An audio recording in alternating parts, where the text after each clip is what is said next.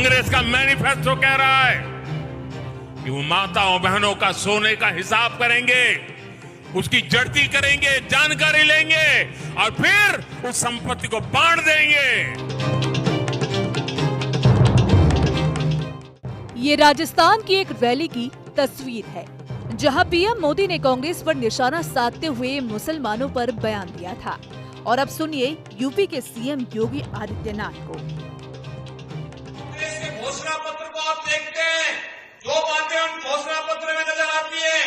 एक, कांग्रेस कहती है कि हम व्यक्तिगत कानून को लागू करके शरिया कानून को लागू करवा देंगे।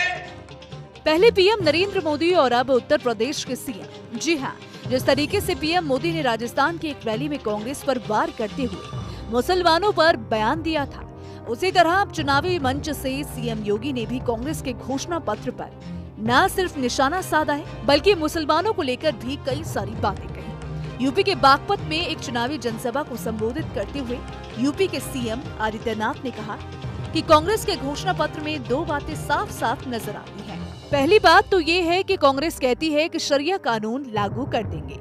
इसका मतलब है कि कांग्रेस बाबा साहेब अम्बेडकर के संविधान के लिए खतरा पैदा करना चाहती है, संविधान को नहीं मानना चाहती है। इसके साथ ही सीएम योगी आदित्यनाथ ने कहा कि कांग्रेस के घोषणा पत्र से लगता है कि कांग्रेस देश में तालिबानी शासन लागू करना चाहती है। मुख्यमंत्री ने ये कहकर भी कांग्रेस पर निशाना साधा कि उनका घोषणा पत्र बेटी बहनों और माताओं के गहनों को जब्त करने की साजिश रचने की बात कह रहा है। इससे हमारी बहनों माताओं को सावधान रहने की जरूरत है। पीएम मोदी के बाद सीएम योगी ने मंच से क्या कुछ कहा, आइए आपको सुनाते हैं।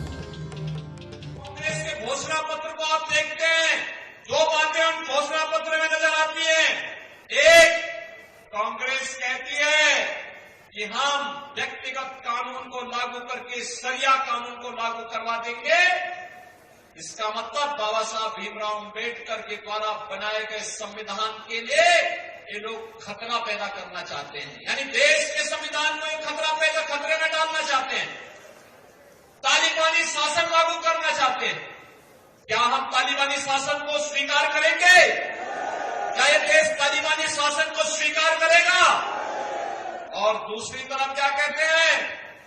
कांग्रेस का घोषणा पत्र कहता है हम एक झटके में गरीबी मिटा देंगे। और गरीबी कैसे मिटाएंगे? यानी आपकी संपत्ति को हड़प करके बेटी और माताओं के, बहनों के जो उनके गहने होंगे उनको ये लोग जब्त करवाने की साजिश रच रहे हैं। यानी देश को तो इन्होंने 6 दशक तक लूटा और अब कह रहे हैं कि हर संपत्ति पर ये लोग डकैती डाल करके उसको जबरदस्ती अपने कब्जे में ले लेंगे और फिर उसका बंकर बांट करेंगे। क्या आप स्वीकार करेंगे कांग्रेस की उसी सिस्टम? इसके साथ ही योगी आदित्यनाथ ने भी पूर्व प्रधानमंत्री डॉक्टर मनमोहन सिंह के अल्पसंख्यक और देश के संसाधन पर अधिकार वाले बयान को लेकर भी निशाना साधा। योगी ने कहा कि मनमोहन सिंह जब प्रधानमंत्री थे तब उन्होंने बयान दिया था कि देश के संसाधनों पर पहला अधिकार मुसलमानों का है। इसके साथ सीएम योगी ने ये भी सवाल उठाया कि अगर पहला अधिकार अल्पसंख्यक का है तो हमारे दलित कहाँ जाएंगे, पिछड़े कहाँ जाएंगे, उनके अधिकारों का क्या होगा? और डॉक्टर मनमोहन सिंह जी ने तो जब प्रधानमंत्री थे उस समय उन्होंने क्या कहा था?